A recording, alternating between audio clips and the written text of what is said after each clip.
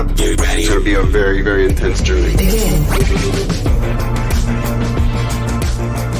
What's up, everyone, and welcome to episode 96 of Frame Skip, your weekly, sometimes bi-weekly video game podcast. I am Austin Eller, and I'm joined by Seth, the teenage mutant himself, Slakehouse. How's it going, Seth? What's up, buddy? I'm doing pretty good. I've had a really terrible week. Okay. Dude, so I wasn't sure how to respond to that one. You're just so casual about a horrible thing. Like, I don't really know what to do right now either.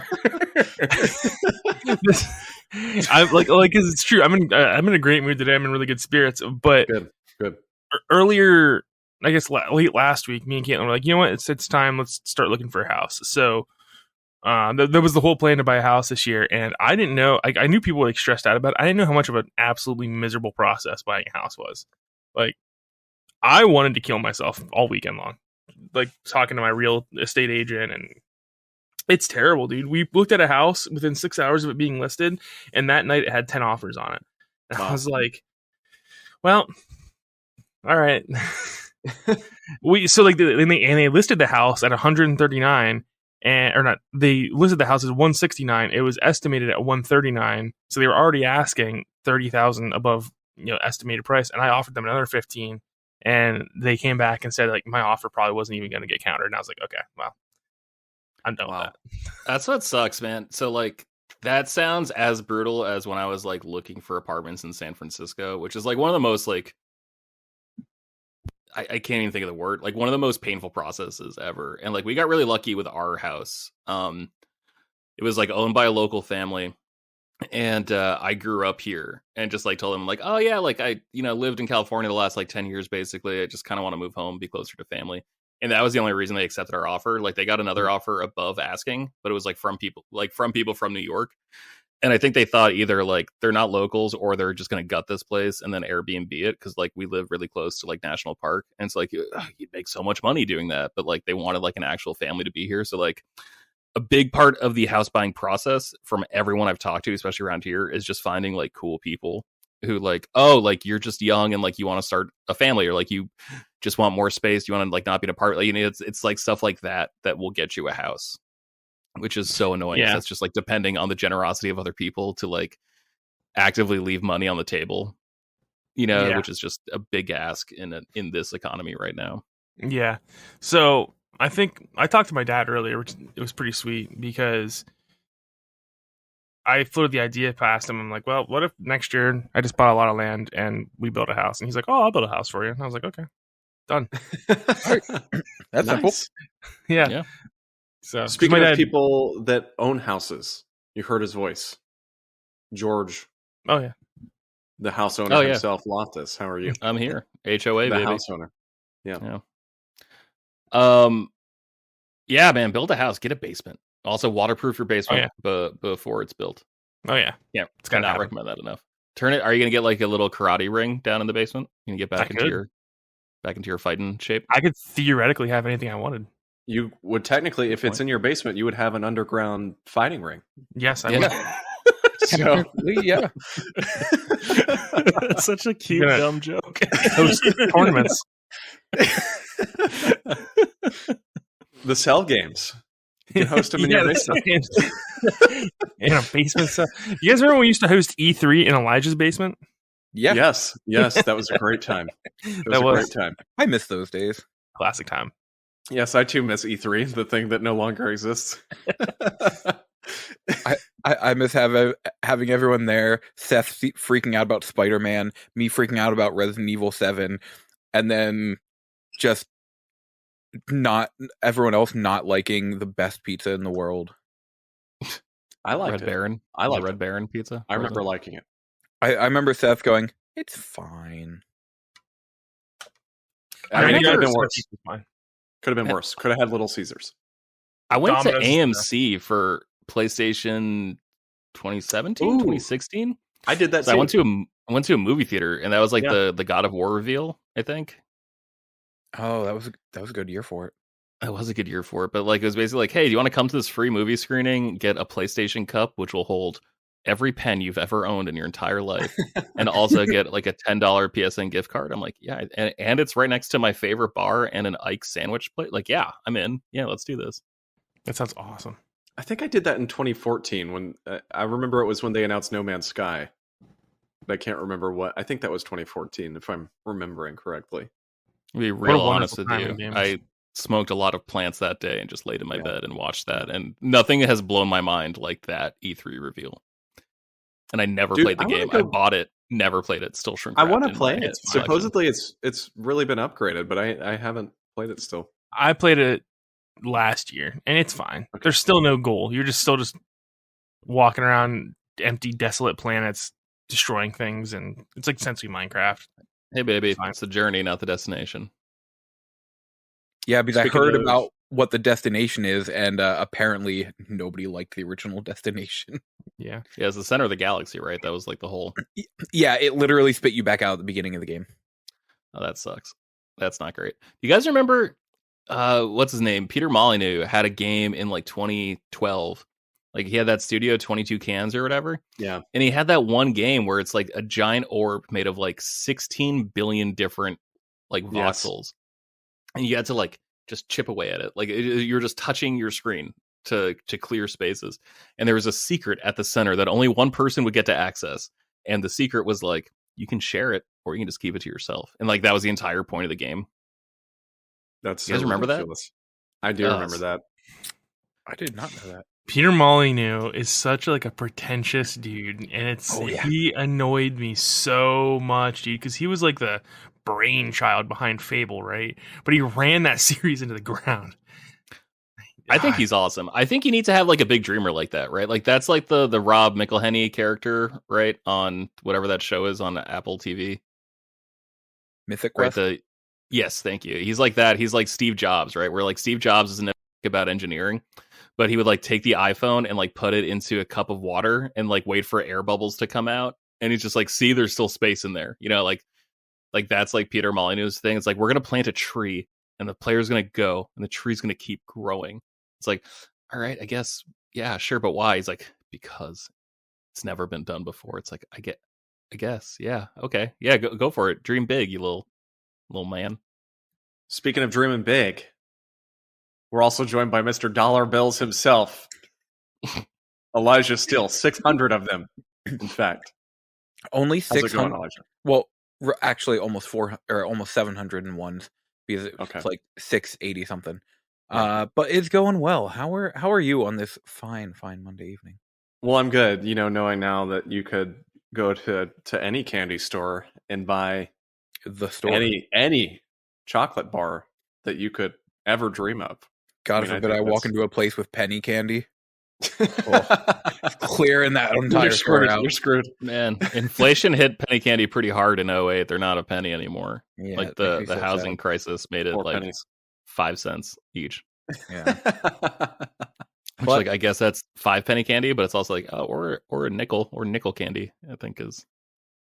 What can you do? It doesn't hit right. No, it really doesn't. Nickel I want to spend any of that money right now because in 2 days it's time to go to PAX East.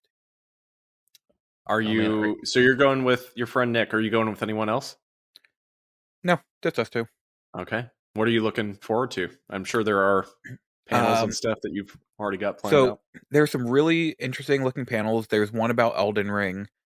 It's apparently this, I don't know if it's a podcast or whatever, but a group that like at every PAX they do something FromSoft related. There's another one about streamers and dealing with anxiety and imposter syndrome. But also, there's just so many neat booths that are going to be there. There's one that literally just says horse, and nobody still knows what it is. It's just it's horse. It just says horse. I don't know. I really, honestly, really hope that you go there, and there's literally just like a horse there and like a little fence, and he's just there. I completely forgot. I wanted to get one of those like plastic horses, just in case there isn't, and just put a horse there. That's a fantastic idea. But the other big thing is there are 2 voice actresses there I really want to meet. One is Nicole Tompkins, who does the voice of Jill in Resident Evil 3 Remake. And she also does Daniela and Elena in Resident Evil Village. And the other one is Kira Buckland, who does the voice of 2B in the Nier games. You gonna bring those games? Get them to sign them? I absolutely am. Cool. Actually, for Kira, I'm going to bring River City Girls, because she does the voice of, I want to say it's Kyoko. Very cool. Nice. Hey, this is a nice time of year, though. This is kind of like the anniversary of the first time we ever met. It's true. Not Yeah, Austin. yeah. I don't know what Austin was Yeah. doing. He was I didn't a either. minor smuggled across state lines by you guys. I'm Yeah. amazed he didn't get arrested, but Next year it'll be 10 years, right? Or was it 2014? 9 2014. 2014 was the one I went to. Yeah. Yeah, 2014 was the one where we all went. I remember that was the first time I ever thought I was going to get scammed, because I definitely bought my passes off of Reddit. Like, I met up with someone. I met up with someone who was like some college student, because like that place was kind of like near like Northeastern. And so I like went, and I was just like, oh yeah, these look like real passes. I had no idea what the real passes looked like, but they just like looked legitimate enough. And like I worked in like press related things where I'm like, okay, yeah, this guy doesn't seem like he has the technical skills to fake this. That's what he wanted you to think. Yeah. Actually, some genius with a like cutting machine. Well, I smoked a little bit of pot back then. That guy looked like he was made out of pot back then. So like that's why I like really didn't think he had the technical skills to out Photoshop me. Yeah, that's valid. Also, we might end up going to an after party this year, which I've never done before. What? I went to a New York Comic Con after party in 2018, 2017, and it was absolutely bonkers. There was this bowling alley with 4 bowling alleys in downtown Manhattan, I want to say, on like the 3rd floor. It had 2 bars, and it was just a whole ton of like cosplayers and dudes hitting on those cosplayers, getting drunk, and people like, because you got to play all the arcade games for free, because there was like a $20 cover charge or something nonsense like that, and the beers were like $15 a piece. It was crazy. There was like the prices were insane, but it was like a blast. You know, buddy Robert went there. I think it was the Sonic Boombox after party, if I remember correctly. And I definitely tried to pick up who's the angel girl from Overwatch? Mercy. I tried to pick up a Mercy cosplayer, and then I tried to pick up a like symbiote Spider-Man cosplayer girl. And obviously neither of them worked, because I later found out that they were paid to be there. So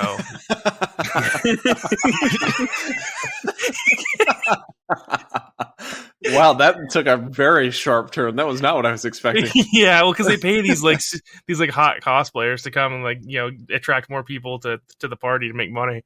So I don't know. It is what it is. Oh, Apparently, this is thrown by like Acer's Predator gaming brand. And like, if you saw these girls, like they were so far out of my league, like, it's not even funny. But when you get Seth drunk, like he does some really, really stupid things. Like the one confidence, yeah, like the one girl is literally, her name's Hendo. That's like Hendo art or whatever on Instagram. She has like 400,000 followers. Would have been 400,001, but dice just didn't roll. Dice just didn't roll, dude. Do I have time to tell my after party stories? yes. Yeah. All right. I got 2 after party stories. I went to E3 in 2013, and I was like writing for a website, and I didn't get a pass, and then a whole bunch of people got passes, but they had nowhere to stay, so I just like offered up my apartment. And because everyone was traveling that day, that was the night of Sony's press conference. I was like crushing it that night. Like I was doing every single news article for like the Sony press conference. So I published like 12 articles in like an hour about like everything announced. And so because of that, I was able to get like a pass to E3 that year. And so I go, and then like first night, this is like where I met Fabio, by the way. Fabio was like one of the people who like didn't have a place to stay. And so I ended up meeting like one of my best friends. I'm like, you know, groomsman, if not best man at my wedding kind of deal. And went to like a rooftop after party that was like hosted by IGN and some indie game publisher. I can't remember the name of it. But I had just interviewed for a job at IGN, and it went so horribly bad. Like I was so nervous. I was such a wreck. I had no experience, but like, you know, I was able to get in somehow.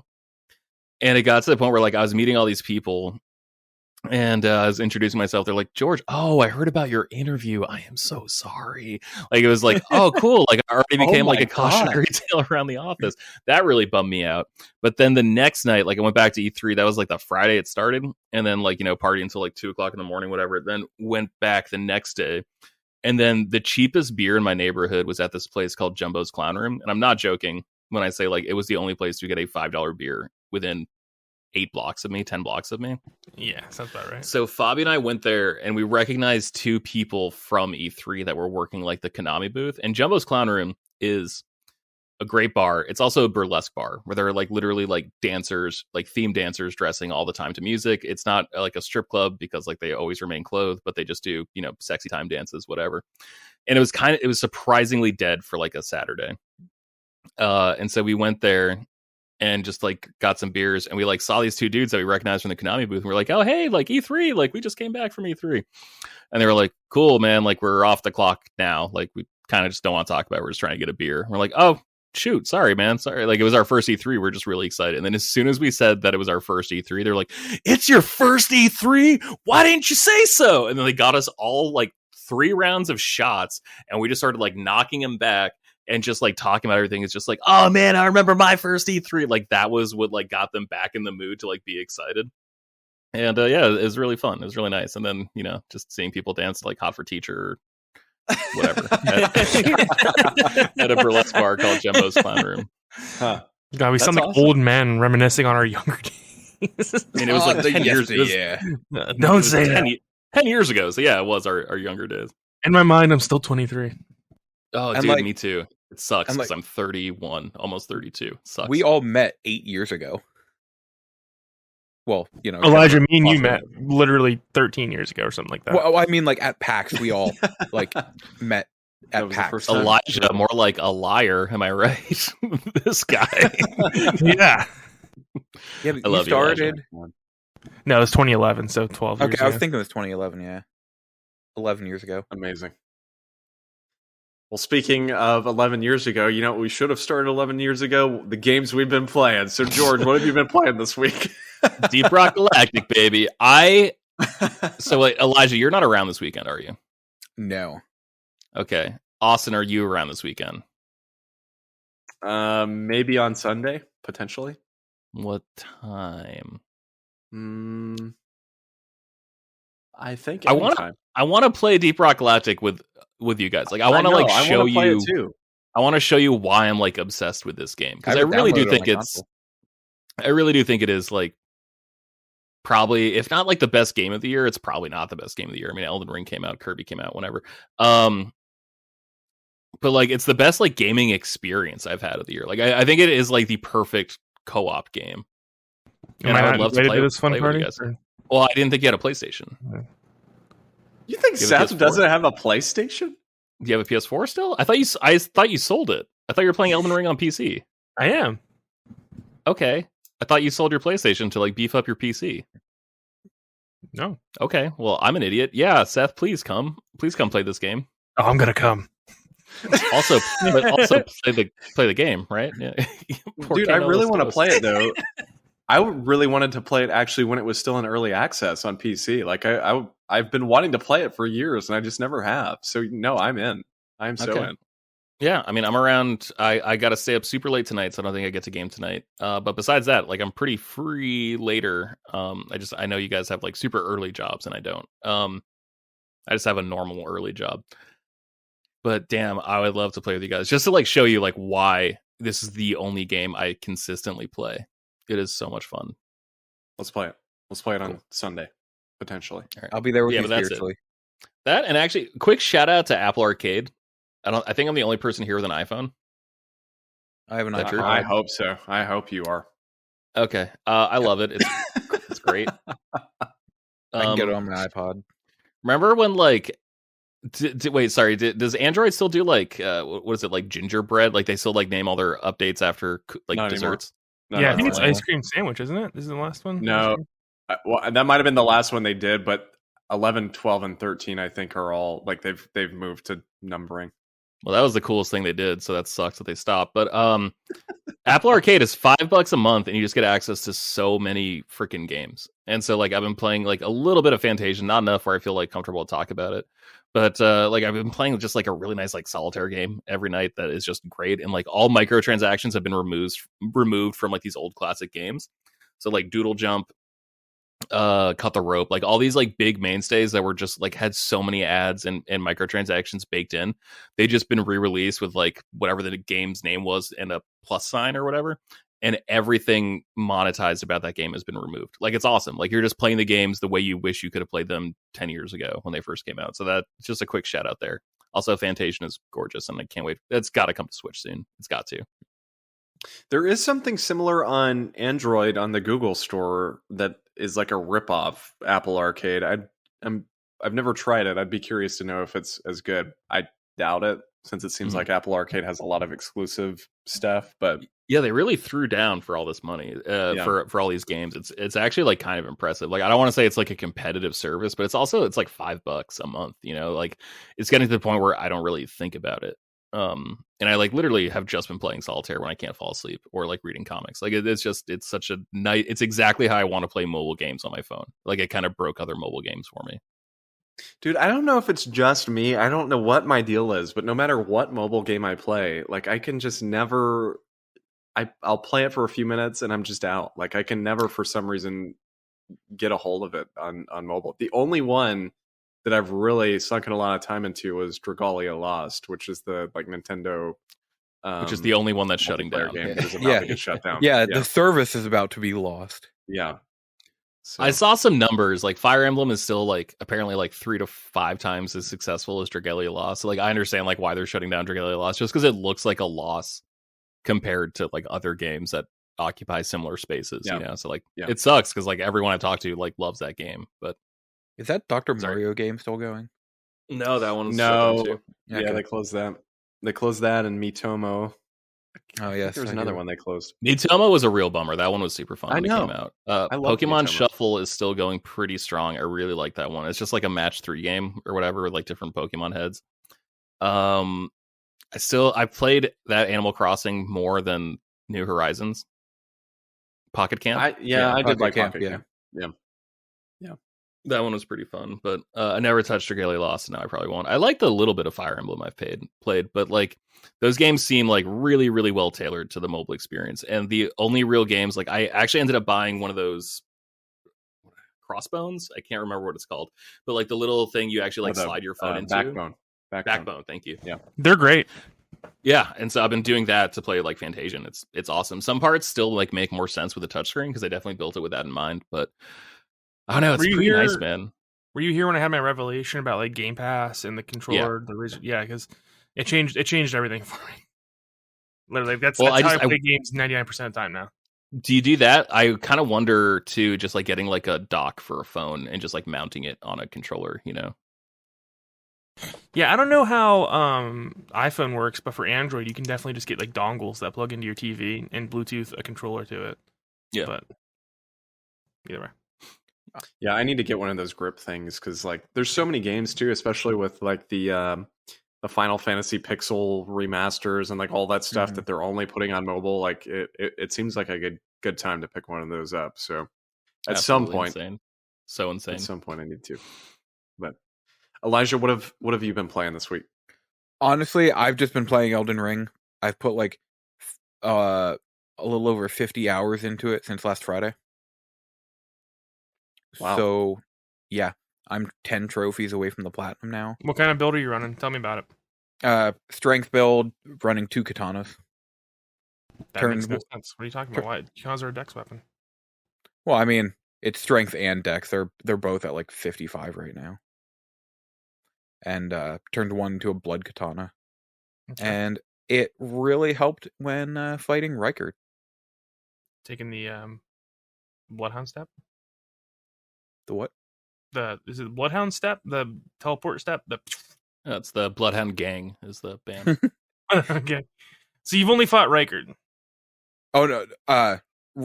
Don't forget, Rykard is like one of the last boss. He's the Volcano Manor boss. Oh well, you can do Volcano Manor pretty much anytime after Oh Linaria. well, no, like to give you an idea story wise, I'm the next boss I'm up against is Malekith. Oh, okay. Wow, so you're pretty far in. Yeah, I'm getting close to the end. I'm in Farum Azula right now. Nice. I too love Christopher Eccleston. I think Yeah, he's- it's like Lord of the Dark That's great. Elves. Yeah, That's wow, great. the Ninth Doctor. Holy smokes! Cool, man. Cool. Game is so good. Yeah. I can't wait to get the platinum, and I'm going to do the thing like I did with Bloodborne, where I'm going to kind of like cheese it for the 3 endings, and then keep my save right there.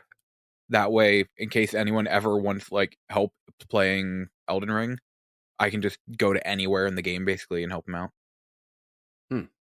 Because like in Bloodborne right now, my save is at literally the final boss, and I can help against anybody in the game, including the final boss. So I'm just keeping. Tight, you're gonna help me get that platinum this summer. Absolutely. Seth, what have you been playing? All right, I got a few games written down because I've been bouncing back and forth, just kind of seeing what stuck because I haven't really found anything lately that I feel like sinking my time into. The first thing I wanted to talk about was Ghost of Tsushima. I jumped back to a couple days ago just because I was like, you know what? I never actually finished Ghost of Tsushima. So I've been jumping back into that. Game's just as good as I remember it. I'm not sure why I never finished. I think I got distracted by something else when it came out, or I think that's when around the same time I built my PC. So yeah, I've been playing that again. I didn't get too far the last time I played it. I think I'm still in the first chapter, so don't really have much to say about that. I decided to try and play through BioShock Infinite again. BioShock Hell Infinite, yeah. one of my favorite games of all time. I think the game holds up surprisingly well today. I wasn't really expecting that because, shooters have come such a long way in 10 years, but it still feels really smooth and it's really fun to play. And that game just got such a unique art style. And I really hope the next BioShock, when it comes out, because there's rumors swirling about it being in like a volcano or in Antarctica. I really hope the next BioShock's good because those games are something special. Those 3 BioShock games that came out are really, really special games. And I think it's really unfortunate what happened to that studio. Even BioShock 2 is so much better than it has any right to be, right? Yes. Like, yes, it is. It wasn't made by the original team, but like that game is still gorgeous and like still says something completely different than the first BioShock game. Like it's pretty amazing that they managed to thread that needle. Like, Yeah, to me, BioShock Infinite is my 3rd favorite BioShock, but that's not saying much because it's still like a 9 out of 10 to me. Like, See, I just think all the games are so good. I liked Infinite more than the original one because I thought Infinite was just more fun to play. But I can honestly say they're both really good. The twist in the original BioShock game is insane. I did not see it coming at all, but it's one of those things that once it's revealed, it's the Fight Club moment, right? It's like once it's revealed, you're like, oh my god, that makes you see it so now. much sense. Yes, Yeah, it's so crazy the way they set that up. and I think the difference between BioShock and BioShock 3 is that people will like one more than the other just because, like you said, Infinite's gameplay is so much better. I enjoyed the world of the first BioShock and, by proxy the second one and just what that did more. But like someone likes Infinite more than the first one, I'm not going to say anything because I get it. I totally get it. I think I'm with Seth here. Like, I actually think I like Infinite more than the original. Like, I think the original is great, if not like incredible, amazing, like however you want to like grade those words. But like the ending really soured it for me. Like, I just can't believe that like the decisions they made to like make that ending work just kind of like baffle me. And like the worst part of Infinite to me was like an actual like gameplay moment. Like, I feel I don't want to spoil the original BioShock. I don't think anyone listening hasn't played it yet, but I will spoil one part from Infinite where like that fight against Lady Comstock is like one of the most infuriating boss fights I've ever played in my entire life. And the fact that wasn't the last boss fight, I think is like huge. And I don't think the last boss fight in the first game was particularly annoying. I just hated the story decisions that they made during that boss fight. Like I thought that was like really, really strange. So I'm with Seth where I just really like Infinite more. And I agree, like that art style is gorgeous and holds up so just freaking well. It's really, really impressive stuff. It does that like American Revolution art style so well. that it's not even that. Like that is like in itself gorgeous, right? Where like it is like this super weird mixture of like classic architecture, but like mixed with like to me it's like the coloring in that game, right? Like the actual palette used, where like the powder blues and like the auburn shades that they like. It's just like really unique colors that exist in that game that like could not exist in the original BioShock for story reasons. But like, man, it's just such a pretty game. Like they just made so many unique decisions, and it just blows my mind. Like that game came out in 2013, right? Like Yes. Yeah, I think so. like spring of March. 2013. March And I just remember 2013. I just remember being at a bar for like football season. Yeah, like that December, like right before like playoffs started. And like that game like seemed like it was going to be huge because like there were commercials playing every time. Like this was like, for context, any sports fan, Elijah will get this, but like this is when like right before RG3 like screwed up his knee playing for the now Washington Commanders. But like so it was like that era. But like that game was plastered everywhere. It was like that going head to head against Tomb Raider. And I remember it was like right after I had like my back surgery, where I was like just out, like I could barely walk after I had my back surgery. I had to get like a cyst removed from my lower back. And man, like those two games like got me through it. Like I remember like it was those two, and Mass Effect had just come to like PlayStation 3 for the first time. So I was just like trophy hunting in those games. And like those games will always be some of my favorite games, not just because their content is so incredible, but just because they were there for me at like such a weird, crappy time. But God, Infinite's I need to replay Infinite. That game's borderline perfect. It also makes me wonder, talking about this, the BioShock games, each one captures a time period. Mm-hmm. So makes me wonder what they're going to do time period wise for this new one. Last I've heard, it's 1960s. There's like a lot of really interesting information leaking out from the new BioShock game. You should look into it. It's pretty cool. Also, I wish they would have done for Infinite what they did with the original BioShock, which is so like the original BioShock has a book that is set before it, and it's the book of the downfall of Rapture. And I was hoping they would do something to add more to the world in Infinite, because I do like the world in Infinite. I think it's great, and I would have just enjoyed more of that world. The next game I've been playing is Metro 2033. I've always heard that these games are incredibly, just incredible games, and I gotta say, like it's pretty good. I'm enjoying it a lot. I'm playing it on PC. I don't think it's not like blowing me away or anything, but I'm enjoying the story quite a bit, and I wasn't expecting it to be so linear. I thought someone said they're open world games, but they're really not. No, the first two are rather linear. The third one is more sandbox areas. So it's linear in a sense that's like, all right, you go through this area, then when you're done with that, you're on the next area. You can't go back. But you like each area is, a wider range.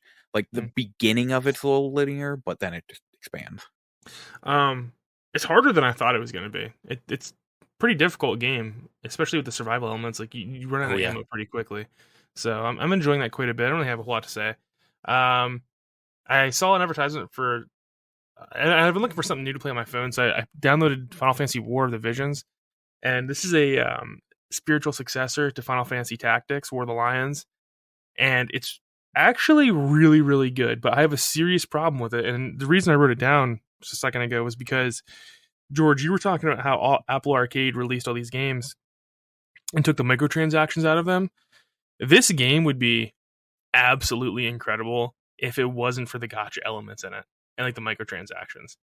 It's such a shame that Square decided to do this, and like they made it such an awesome game, but they're like, we're gonna ruin it with all these gacha elements and microtransactions, and that is truly unfortunate. They've been the worst about this, I think, of like any like big like console publisher. Like there was, what was that game? Final Fantasy Dimensions, right? I think like it was an iPad and like iPhone game back in like 2012, and like you were basically like assembling a team of like characters from like across every Final Fantasy game, and then you were just, it was like a gauntlet mode where you're just like fighting against like big epic Final Fantasy bosses throughout time, like, which sounds awesome, right? Like doesn't that sound like a cool thing to like do on your phone? But like it got to the point where like you basically, there was no gameplay. Like you just had to like tap to like instigate an attack from like, you know, whichever ATB was filled by whichever characters you had up. But like, you know, you'd have like a team of like 20 people just like on screen going up against like a mega boss, and like you just tap, and that was the entire game. But to get more characters to make it more interesting, you'd have to just like shell out so much money. You know, like they've just been so egregious about it for the longest. Like it's like kind of embarrassing to me that they haven't like picked up on it yet, because like there's so much potential for these games to be like incredible archival references, right? Like for everything, because like I really think so many games can't work on mobile, but Final Fantasies, like the original classics, those are absolutely games that have every reason to work on mobile, right? Like the fact that it's turn-based, the fact that it's like random encounters or whatever, like these games should 1,000% work on mobile in a way that like, you know, Street Fighter or Marvel vs. Capcom could never work on these platforms. Like it just blows my mind that they haven't gotten it yet, and it's been 10 years of them trying. Yeah, and it sucks, dude, because they put a lot of effort into this one, like a lot. There's pre-rendered cutscenes when you summon different companions and summons and whatnot, and the game's gorgeous. And I'm just playing it, and I'm like, God, this would be such a good game if it was a full game. If it was $70, I would buy this 100%. But it's not, and I mean, I'm enjoying it enough to just drop in 30 minutes every day and play it. And so that's all. Is that what that is? I just downloaded it. Oh yeah. Well, you're gonna have another Brave Exvius. I've because I was like, War of the Visions. Yeah, Brave Exvius is the game. It's like the War of the Visions storyline right now. Yeah, something like that. Yeah. And then the last game I got to talk about for a minute here is Chrono Cross, the Radical Dreamers. Oh God! Oh yeah! I knew this was going to happen. Please, yeah. So, listen, I have been waiting for Square Enix to acknowledge the existence of the Chrono franchise pretty much my whole adult life, even my adolescent life. The game came out in 2000. We never got a sequel to Chrono Cross when we should have. More of a sequel to Chrono Trigger, because Chrono Cross kind of wraps itself up. Chrono Trigger is the one that really needs a sequel. And they just never did it, right? Earlier this year, or I guess it was last year, that NVIDIA GeForce leak came out, which, by the way, we should talk about at some point, because we know exactly what's going to happen for the next, 6 years, and no one really seems to want to talk about why. We know that. But anyway, I saw Chrono Cross Remaster was on it, and I was like, no way. But as it turns out, it was real. And I was really excited. I couldn't play anything else, a couple weeks ago when I was on, because I was waiting for this. And then the game comes out, and I start seeing extremely mixed things about it. And I'm like, it can't be this way. It's just the internet being picky again, right? But my God, how they've butchered my boy. Like, this has to be one of the most confusing things I have ever seen a game company do, because it's not like they just crapped out this game. They didn't. It's like they had two very opposing forces working at this game at the same time, because they did go back in and retouch up the character models. They went back in and cleaned up the soundtrack, which is one of the most insane soundtracks in any video game ever. Like, this is one of the greatest soundtracks of all time. And they went in and cleaned it up, and they upgraded the battle system, and they made the menus HD, and they added in the Radical Dreamers, which was like a spin-off game, a spin-off text game that we didn't get in the United States before. So there was a lot of promising things about this, but like I was telling you guys a couple weeks ago, I think it was on the podcast anyway, Chrono Cross was notoriously hard to emulate. It was the hardest PS1 game to emulate.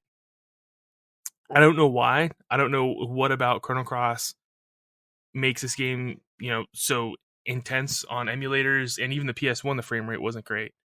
But Square Enix is, by God, they're the ones who created the game, right? They should know how to make this game run well in 2022.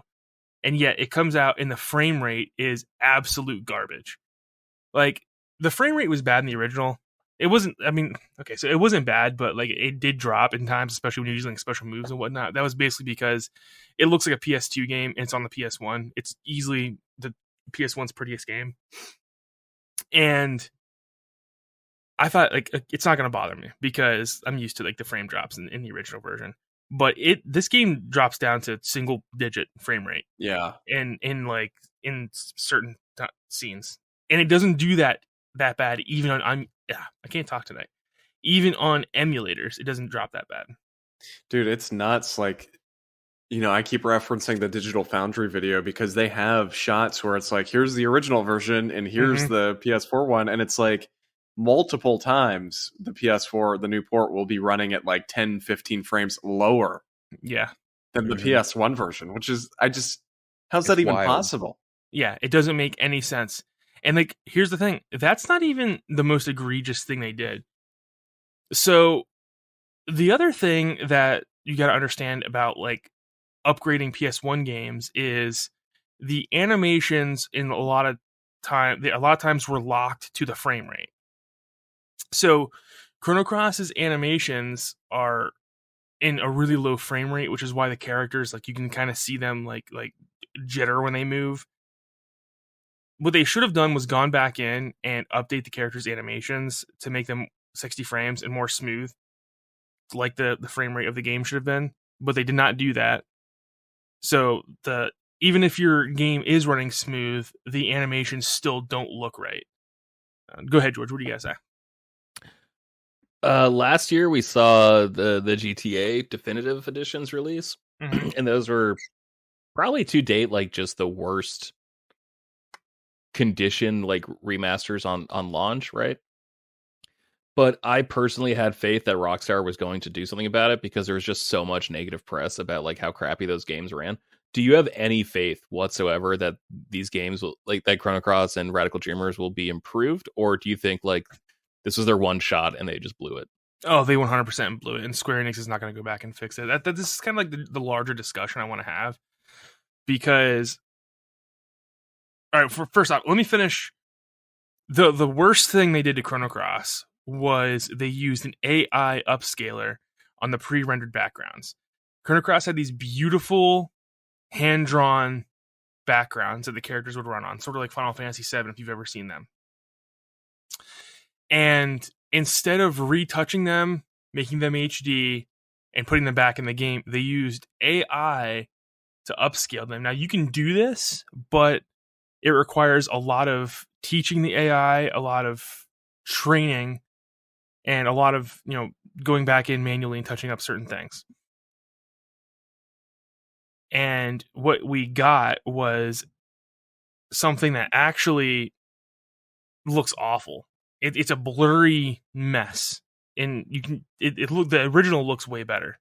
Even though this one's in high definition, the original looks way better because it looks like you're looking through like a blurry window to the background. It's terrible, man. It's absolutely awful. They've completely butchered this game. Now, to answer George's question, no, I don't think Square Enix is going to go back and fix this.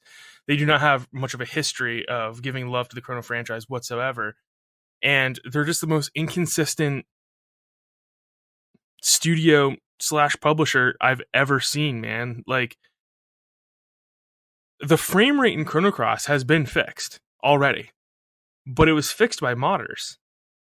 Like, they went in, like, and that's absolutely embarrassing, dude. Like, you can't run a multi-million-dollar company, crap out a product like this as a quick cash grab, and have the community be able to fix your 22-year-old problem in a matter of 2 weeks.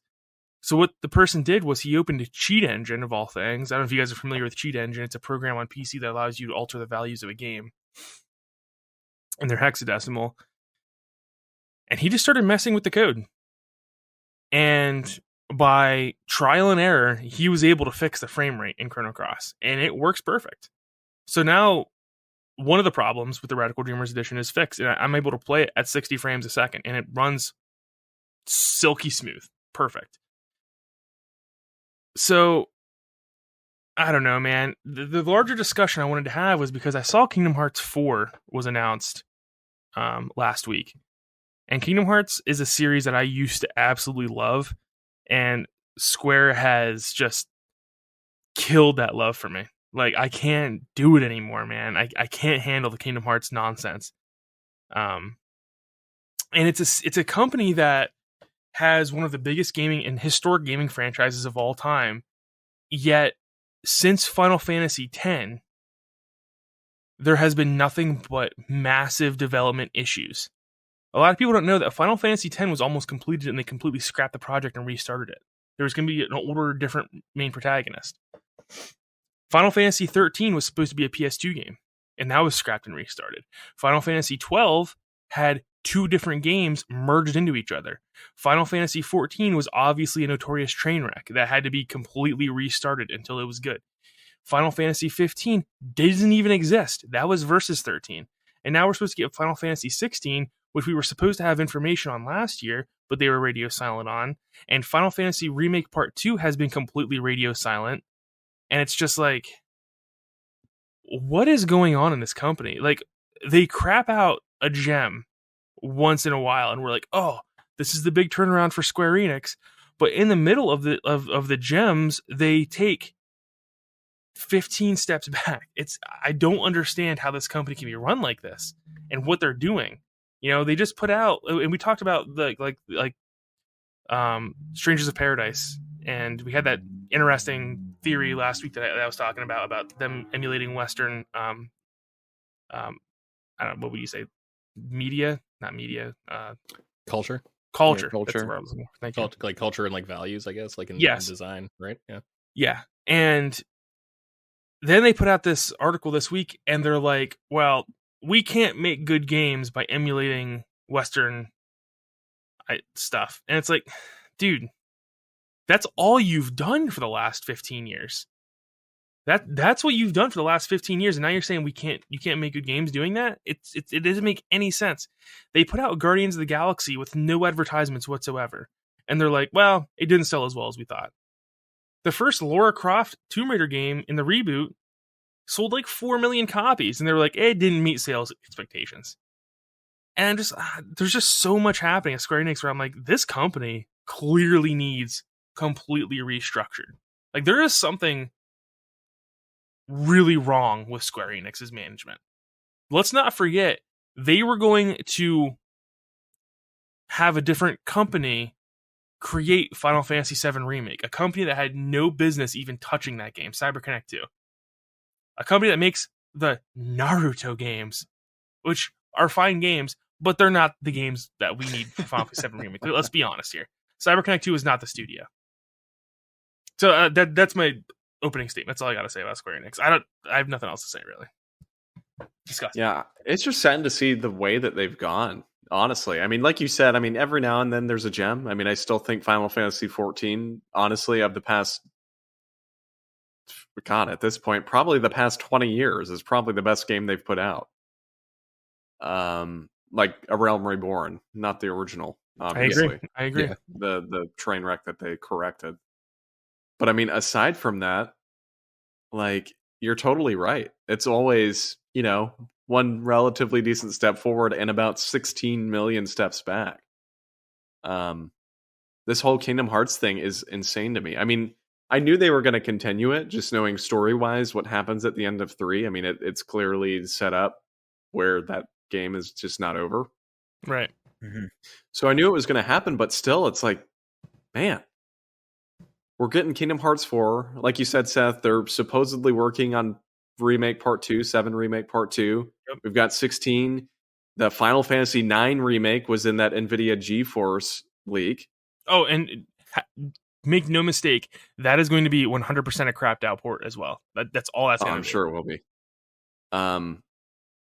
But it's like, how can they keep up with all this stuff? And frankly, the answer is they can't. Right.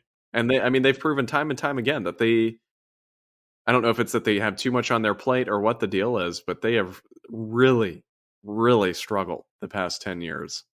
And it's sad to see. It's sad to see because they used to be, I mean, banger after banger, and now we're at a point where it's almost the exact opposite. Yeah, Square Enix announces a game, and your initial reaction is, well, that's going to be terrible. And it's like, man, Yeah. that's not the company that you want to be.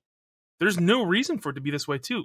Cut your production down. You don't need to work on Kingdom Hearts 4, Final Fantasy Remake Part 2, Final Fantasy 16, and all the smaller games you're working on as well. You don't need to do that all at the same time. It's not worked. Like, you were trying to make Final Fantasy Versus 13 and the 13 games at the same time. Did not work. It only worked when they decided to cut down and focus on one game at a time. Now they're like, you know what? Screw it. Here's all the games we're working on forever. It's like, come on, man. Like, you can't keep doing this. Kingdom Hearts 3 was a turd. And it's the fact that it's their like main studio that's the problem. Their smaller teams are all doing great, but for some reason, their main teams, which is like their bread and butter, that's where the problems are. Like, look at the team that's making the HD 2D games. They're doing great. Yet the teams making these super big, well-known series, they're falling behind. I'm not like as familiar with Square Enix. Like I definitely like a latecomer to Final Fantasy games, so I feel like I've got like a bit of like an outside perspective. I feel like the one thing that a lot of people haven't really talked about is just like the transition to HD and like how that messed up so many companies, right? Because it's like they kind of ruled 8, 16, 32-bit eras, right? Like on Nintendo, they were doing stuff that like no one else thought could be done on the system, right? On the original NES. And then on SNES, they were doing some of the most beloved games of all time, right? Between Chrono Trigger, Final Fantasy 6, whatever it was called here in the States, okay. And then, you got 7, 8, and 9, which are beloved for like their own reasons, right? Like I got a friend who swears that Final Fantasy 9 is like the best Final Fantasy game. And then you guys, I'm sure, would swear that Final Fantasy 7 was the best Final Fantasy game, right? And I'm sure someone out there, I personally like what I've played of 8 so far. Not saying it's the best one ever, but it's like, like a really enjoyable experience. And I just look at a company like Nintendo when they were like going from Wii to Wii U. And like, I really think the Wii U sucked because they didn't understand what an ask it was to go from standard def to high def. And so if Square Enix is a company that is so respected for the graphics they were able to produce, right? Like the visual fidelity that they were able to create on 16-bit, 32-bit, 8-bit, whatever systems, they want to carry that forward, right? Like once you get into like PlayStation 2, they were making some of the prettiest games there, right? And it would just be embarrassing if the company that made some of the prettiest games of all time on every console ever didn't keep that going forward in HD, like on 720. And now as we get into 60 frames per second and whatnot, like I guess I feel like that probably messed them up a little bit more than they're willing to admit. Does that feel like anything to you guys? Like, I'm amazed that like Final Fantasy Origin came out, right? Like Stranger Paradise, whatever it was. I'm amazed that game came out. Like, it seems great, but that also seems like the kind of game you like license Bandai to make, right? Well, like, keep in mind, it is licensed. That was made by Koei Tecmo, the team that made great. They made the Neo games. Okay, they need to do more stuff like that, right? To like keep the brand alive while they sort of figure out what they've got going on. Like I really like I really liked Final Fantasy 15. I paid no attention to like the development of that game, right? But I really enjoyed it, but I also don't have like the best barometer for like a classic Final Fantasy game, right? Like I've played 5 and most of 3 and some of 8. Like that's kind of my business. But it's just I don't know, like I feel like they're getting in way over their heads. We're like, we need to make the prettiest game of all time. It's like, okay, but like that requires how many people? That requires how many hours? That requires how many resources? And you've also announced 8 other games. So you're actually 100% right in a certain way. The transition from PS2 to PS3 was notoriously hard for Square. That is where, like I said, Final Fantasy 13 was supposed to be a PS2 game. Development was taking too long. So when the PS3 rolled around, they knew they had to switch development to PS3 in order to get on to the next big thing. So when they switched, what they realized was they really didn't have it in them. Like they didn't have it. So they had to kind of restart their whole project and restructure their whole company and development teams in order to make Final Fantasy 13. which is why you get things like the narrow hallways of Final Fantasy 13. Because the reason it is, first off, Final Fantasy 13 still holds up today. That game is absolutely gorgeous. But it's gorgeous because it does a lot of things like fakes the graphics in that game. A lot of those graphics are just hollow textures on hallways, but it tricks your brain into thinking that they're three-dimensional. And some of them are, but most of them aren't. And so it was a lot of like interesting tricks they had to do for Final Fantasy 13, but it's such a shame, man. It's such a shame to see my childhood favorite company of all time screw things up like that, like they've done in the last 10 years. It's terrible. And it's crazy too to look at other companies and see how much they've come around. Because like, I don't know, I look at like Capcom, for example, and I feel like they have been extraordinarily strong recently, like compared to 10 years ago. Ever since 2017, Capcom has been just nailing it. Yeah. I mean, I think Sega's kind of been the in-between one. I hope we see, some of that at some point from them. I know Yakuza has really been the big thing for them recently, success-wise. But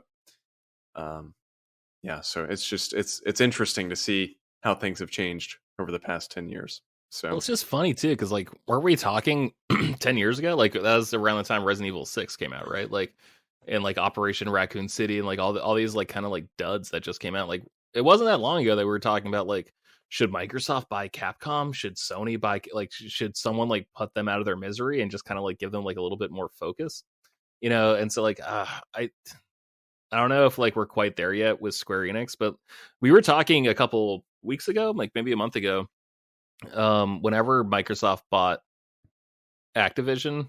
When was that? That had December, January, I don't even know. But we were talking about that, and like we want Sony to buy studios, not because we think they need to buy studios, but because like that way Microsoft can't buy them and like silo off more content. Do you guys think that one or two more duds like makes Square Enix, like puts them sort of like on the table? And if so, like, is PlayStation the right company to do it? Like, Seth, I completely agree, just because I completely agree with your premise that like they just need like a complete overhaul, because it seems like their project managers screw up. It seems like, who's the guy, like Hironobu? I don't know. Tetsuya Nomura? Okay. That, and then like the guy who's like the godfather of Final Fantasy. Or is that the same? Mizuchi Sakurai?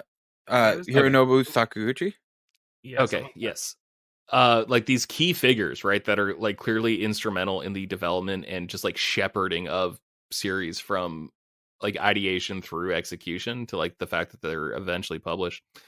And it just seems like that dude seems burnt out, because like, when was the last time that guy like slept 8 hours a night for like more than a week? I kind of doubt it was very recent. And so like it really just seems like maybe they don't even need Sony to buy them. Maybe they just need to buy like an actual project management company just to like get more organized, though.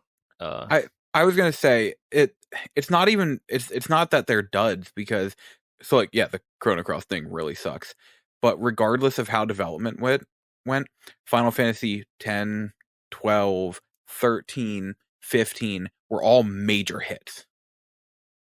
So it's not like they're exactly hurting. They're just not doing a good job at it. Well, yeah, I mean, I don't know if I would say they were major hits. Like 13 and 15 definitely were controversial, to say the least. Like, controversial, yes, but 15 still sold like millions upon millions. Yeah, I mean, it did, but like every time a game sells like that, but is controversial, you hurt the brand. The name Final Fantasy doesn't mean the same thing it did 10 years ago, because they've released, they've crapped out a ton of games, and they're releasing a new Final Fantasy game like 3 times a year now. It doesn't mean as much, between the phone games and the remakes and the remasters and more. I would say over half of these things no one cares about or don't like.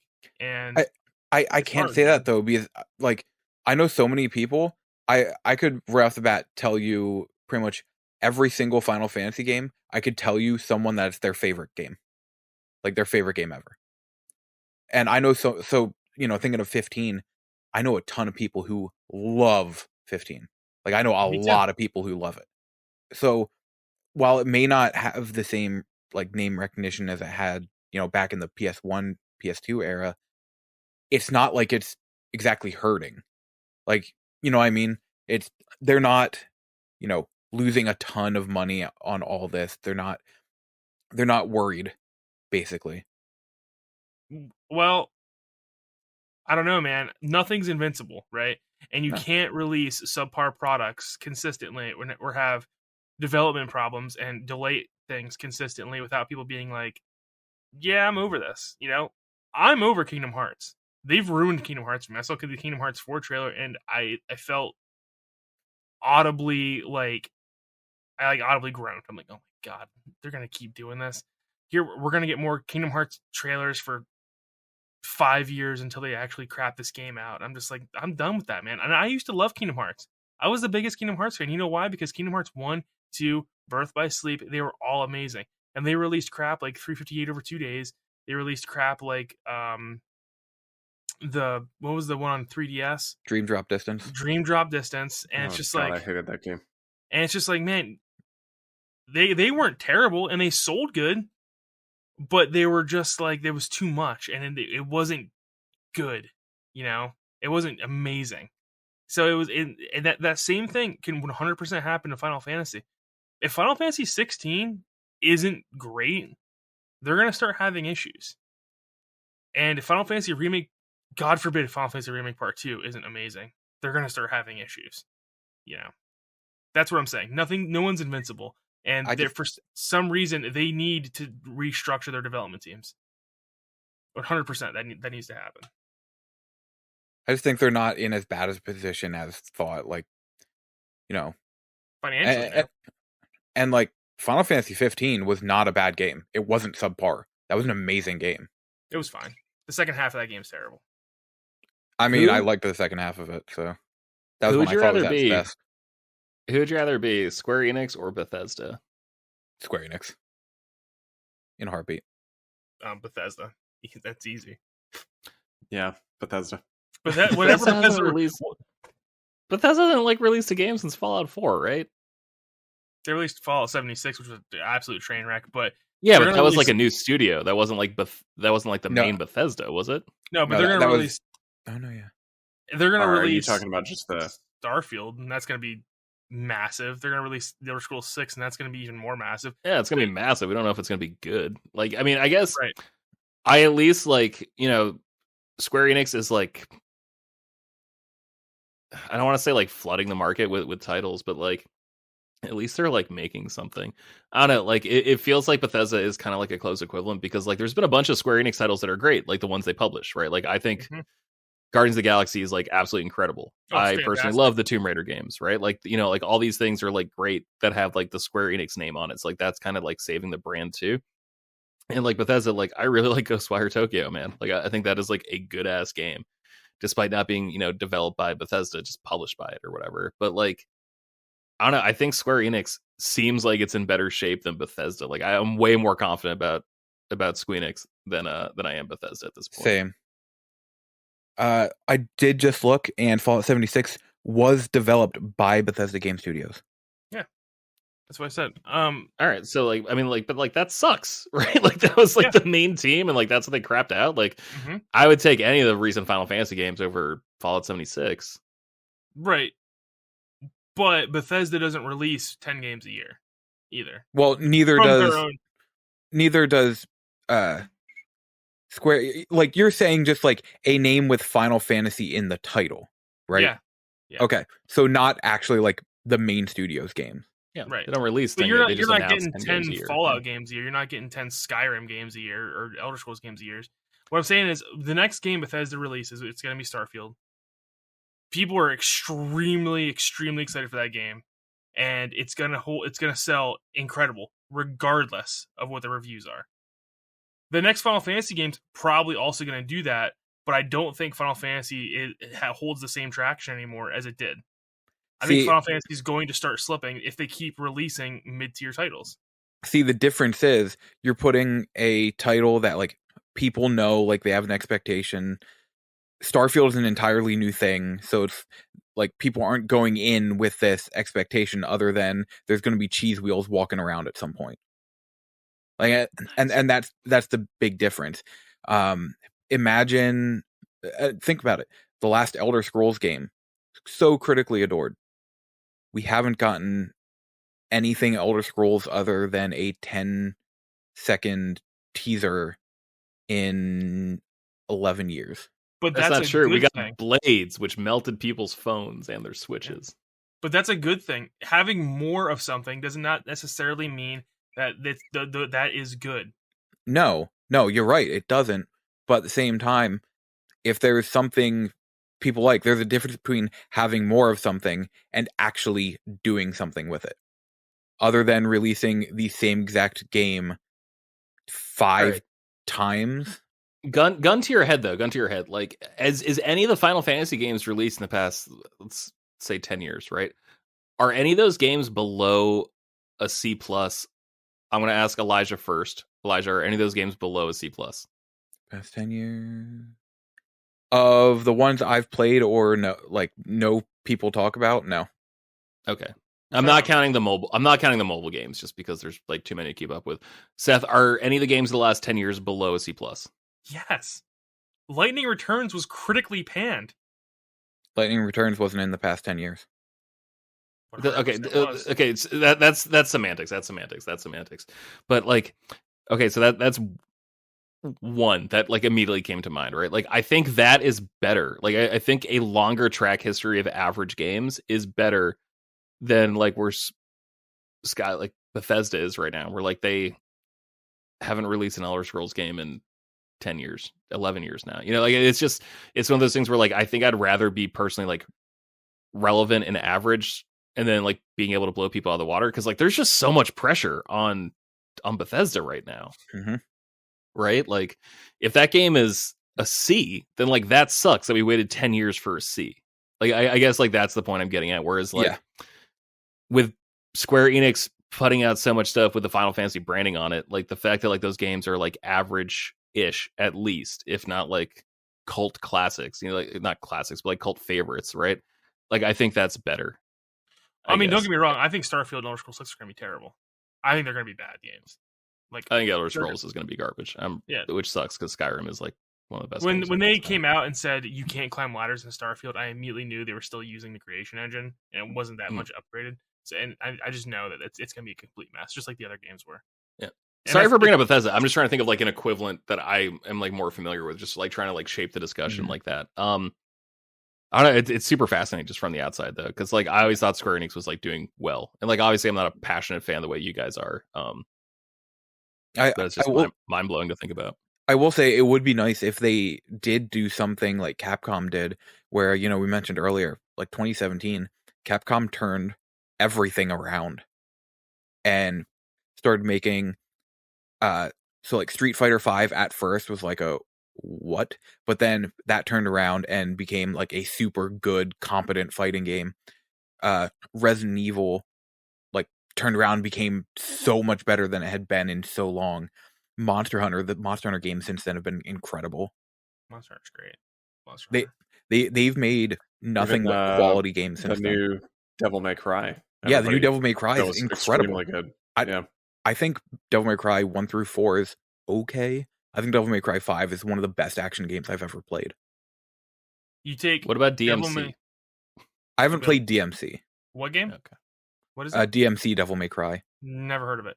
You take Devil May Cry 1 through 4, and you can improve that overall game score by 20% when you take out 2. 2 is a terrible game. 2 is awful. I would say I actually haven't played 2 yet, but I had heard that one was not good. Yeah, 2 is terrible. The other ones are fun for their time. I like the anime for 3. Yeah, Game of 3 is good. I like the biddies in 4. What? All right. 10 out of 10 game. 10 out of 10 game.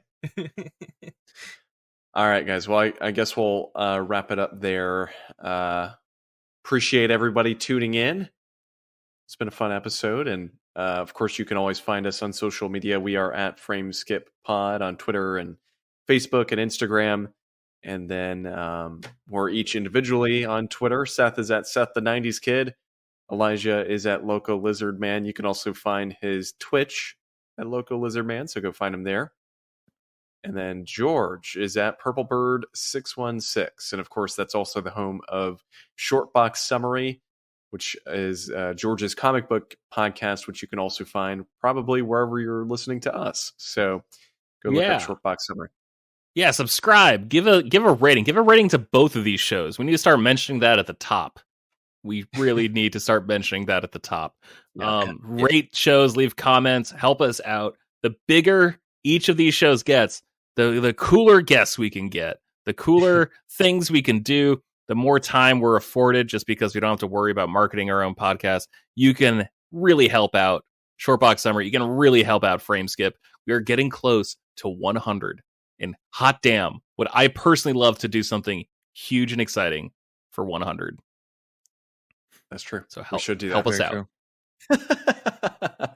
And of course, you can find me on Twitter at Austin J. Eller. So we will see you guys next week. And again, thank you for listening.